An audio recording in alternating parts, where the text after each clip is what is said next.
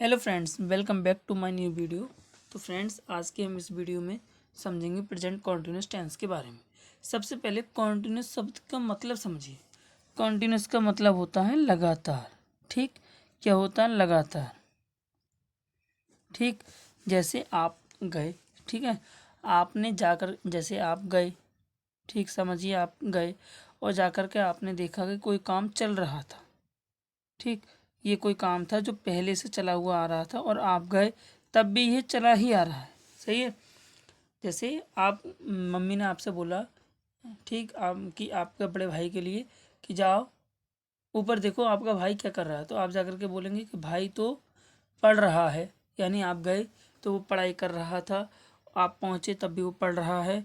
Mummy को आपने जवाब दिए तब भी वो पढ़ रहा है। कहने का मतलब है आप वहाँ पहुँचे और आप जब तक वहाँ हैं वो काम चल रहा है, यानी एट कॉन्टिन्यूस है। ठीक है, लगातार चल रहा है, रेगुलर है, उसमें स्टॉप नहीं हुआ है। ठीक, तो उसका उस समय के लिए, उस क्रिया के लिए बोलेंगे कॉन्टिन्यूस टेंस। सही है। अगर प्रेजेंट का है तो प्रेजेंट कॉन्टिन्यूस, पास्ट का होता है तो पास्ट कॉन्टिन्यूस, फ्यूचर का होता है तो फ्यूचर कॉन्टिन्यूस। अंडरस्टैंड? सही है। कॉन्टिन्यूस का मतलब तो लगातार चलता रहना। ठीक है, तो हम बिना बात को घुमाए अब सीधे चलते हैं। ये अब मैं समझा क्यों रहा हूँ इसके बारे में समझ लीजिए। इसके बाद टेंस के बाद बहुत सारे इंपॉर्टेंट टॉपिक्स होते हैं ग्रामर में, जैसा कि वॉइस, नरेशंस। ठीक है, और मतलब इंग्लिश पढ़ने के लिए भी आपको, कॉमन समझने के लिए भी आपको, वर्ब्स समझने के लिए भी आपको टेंस की बहुत ही ज़्यादा इम्पोर्टेंस होती है, बहुत ही ज़्यादा नेसेसरी है टेंस समझना। ठीक है, मैंडेटरी है, समझिए। ठीक है, तो इसीलिए जैसे आपने अगर पहले टेंस नहीं समझा हो बिल्कुल बेसिक से, ठीक, तो मैं उसको बिल्कुल हिंदी से इंग्लिश में सिखा रहा हूँ, आप यहाँ से समझ सकती हैं। ठीक, इससे पहले मैंने प्रेजेंट इंडेफिनिट टेंस सिखाया है, अगर वो आपने नहीं देखी वीडियो तो वो आप देख सकते हैं चैनल पर विजिट करके। ठीक है, और अगर आपको आता है वो तो आगे देखिए। प्रेजेंट कॉन्टिन्यूस टेंस का मतलब सबसे पहले हम हिंदी में पहचान देखेंगे कि पहचान क्या होती है। ठीक, तो जिन जिन वाक्यों के अंत में, जिन सेंटेंस के अंत में रहा है, रही है, रहे हैं आदि शब्द आते हैं, उन्हें हम प्रेजेंट कॉन्टिन्यूस टेंस कहते हैं। सही है। ठीक, रूल समझेंगे। अब सबसे पहले हम इसके रूल के बारे में समझेंगे कि रूल कैसे बनाते हैं। तो मैंने जैसा कि प्रेजेंट डेफिनेट में बताया था, वही मतलब उसी तरीके से ये प्रेजेंट कॉन्टिन्यूस में आपको ध्यान रखना है कि आपको सबसे पहले देखना क्या है कि सब्जेक्ट क्या है हमारा। ठीक है, हमारा सब्जेक्ट क्या है। सब्जेक्ट के बाद आप इसमें इज़ या फिर एम या फिर आर आप लिखेंगे।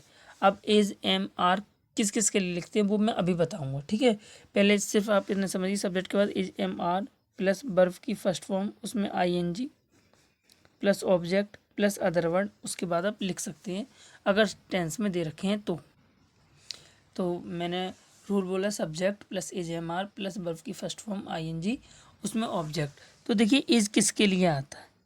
इज आप सभी सिंगुलर सब्जेक्ट के लिए लगाएंगे, इज सभी सिंगुलर सब्जेक्ट के लिए लगाएंगे। एम, एम एक स्पेशल बना करके दिया आई के लिए, यानी आई के लिए कि स्पेशल बना करके हेल्पिंग वर्ब दे दी कि भाई आई तुम एक अनोखी हो जो तुम्हारे लिए एम का यूज़ होगा। ठीक है, and are all plural subject के लिए आता है। ठीक, सभी प्लूरल सब्जेक्ट के लिए क्या आता है? एम आता है। ठीक, तो subject plus is, am, are plus verb की first form I N G. अगर यही हम निगेटिव की बात करें, इसी में हम अगर नॉट की बात करें, नेगेटिव की बात करें, तो रूल यही रहता है प्लस सब्जेक्ट, सब्जेक्ट के बाद इज, एम, आर जो आप लिखते हैं उसमें बस आप नॉट जोड़ देते हैं, प्लस वर्ब में आई एन जी, फिर एंड देन ऑब्जेक्ट आप लिख देते हैं। ठीक है, अब एक बात हम समझना, इज और नॉट मिल करके आप कहीं कहीं इजेंट भी देखते हैं, आर और नॉट मिल करके आप कहीं कहीं आरंट भी लिखा हुआ देखते हैं। अब आपके दिमाग में आएगा कि भैया जी आप ये बताइए, आपने इजेंट कर दिया, आरंट कर दिया, एमेंट क्यों नहीं किया? आप एमेंट भी तो ऐसे कर सकते हैं। तो ये कोई भी वर्ड कॉन्ट्रैक्टेड फॉर्म में नहीं होती है। सही है, एमेंट नाम की कोई भी चीज़ नहीं होती है। एम और नॉट मिलकर के अगर कॉन्ट्रैक्ट फॉर्म में बनते भी हैं तो वो सिर्फ आरंट ही बनते हैं, उसकी भी एक कंडीशन होती है कि एम और नॉट मिलकर के आर एन टी तो बन जाएगा, लेकिन वो कब बनेगा? सिर्फ इंटेरोगेटिव फॉर्म में। सिर्फ कहाँ पे? सिर्फ और सिर्फ इंटेरोगेटिव फॉर्म में ही बनेगा, अदरवाइज और कहीं नहीं बनता। ठीक है, यानी कहने का मतलब है सब्जेक्ट से पहले जब आप एम और नॉट लिखेंगे, दोनों चीज़ होगी, तब आप उस एम नॉट को मिला करके आरंट लिख सकते हैं। अदरवाइज आप एम के साथ नॉट ही लिखेंगे, आरंट आपको उसको नहीं लिखेंगे। ठीक है, यही इंटेरोगेटिव में होगा, यही फॉर्मूला। तो बस क्या हो जाएगा, जो आपने इज एम आर बाद में लिख रहे थे सब्जेक्ट के, वो पहले आ जाएगा, प्लस सब्जेक्ट आ जाएगा, प्लस वर्ब में फर्स्ट वर्ब की फर्स्ट फॉर्म, उसमें आईएनजी आ जाएगा, प्लस ऑब्जेक्ट आ जाएगा। ठीक है, ये फॉर्मूला होता है किसका? इंटेरोगेटिव। क्वेश्चन मार्क आता है एंड में, ऑब्जेक्ट के बाद क्या आता है? Question mark. ठीक, सही है, क्वेश्चन मार्क आता है। तो अब मैं कुछ टेंस दे रहा हूँ, ठीक, ताकि आप पहले बनाने की कोशिश करना, और बन जाए तो आप उसको मैच भी करना। ठीक है, तो जैसे पहले आप लिखेंगे अध्यापक कक्षा में बच्चों को पीट रहे हैं। आप इसके तीनों बनाएंगे, अफर्मेटिव, नेगेटिव, इंटरोगेटिव। ठीक है, दूसरा आप लिखेंगे लड़के वे लड़के छत पर पतंग उड़ा रहे हैं। सही है, मैंने आपको अभी ये दो टेंस दिए हैं। पहला तो मैंने दिया है अध्यापक कक्षा में बच्चों को पीट रहे हैं, अगला बोला वे लड़के छत पर पतंग उड़ा रहे हैं। ठीक है, तो आइए आप वीडियो को पॉज करके आप इसको बना सकते हैं, बना करके आप मैच कर सकते हैं। ठीक है, तो मैं बनाना चालू कर रहा हूँ। तो देखिए, पहला टेंस है जिस प्रकार की अध्यापक कक्षा में बच्चों को पीट रहे हैं, तो सब्जेक्ट क्या है इसमें? सब्जेक्ट है अध्यापक। अध्यापक मतलब टीचर। भाई ये कक्षा में एक ही तो टीचर होगा, आप बोलेंगे हैं लिखा है, वो तो हमने सम्मान पूर्वक लिखा है, क्योंकि टीचर हमारे बड़े होते हैं, शिक्षक होते हैं, गुरु होते हैं, इसलिए हम उनको सम्मान देते हैं। अदरवाइज वो हैं तो एक ही सिंगुलर है। तो टीचर इज, ठीक, कर क्या रहे हैं? वो पीट रहे हैं, तो टीचर इज बीटिंग, बीट पीटने की फर्स्ट फॉर्म। ठीक है, और उसमें आईएनजी लगा दिए, तो teacher is beating the students, किसको भाई? बच्चों को, in the class, teacher is beating the students in the class. इसी का निगेटिव बनाएंगे आप, टीचर इज नॉट, और बिल्कुल same, beating the students in the class. ठीक है, ओके। इंटेरोगेटिव में क्या हो जाएगा? इंटेरोगेटिव में पहले आप इज लिख देंगे, is teacher beating the students in the class, and last में आप क्वेश्चन मार्क इसमें लगा देंगे। ठीक है, तो ये किसका रहा? ये मैंने आपको तीनों एक में ही समझा दिए, अफर्मेटिव, नेगेटिव एंड इंटेरोगेटिव। ठीक, एक और समझते हैं, अगला एग्जाम्पल जो मैंने अभी आपको लिखवाया है कि बे छत पर पतंग उड़ा रहे हैं।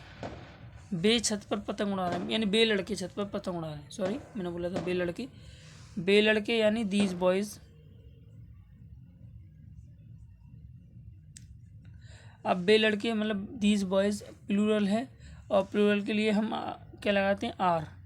क्या कर रहे हैं भाई? उड़ा रहे हैं। क्या? Flying the kites on the roof, यानी these boys are flying the kites on the roof. ठीक, निगेटिव में आप इसको क्या लिखेंगे? निगेटिव में आप लिख देंगे दीज बॉयज़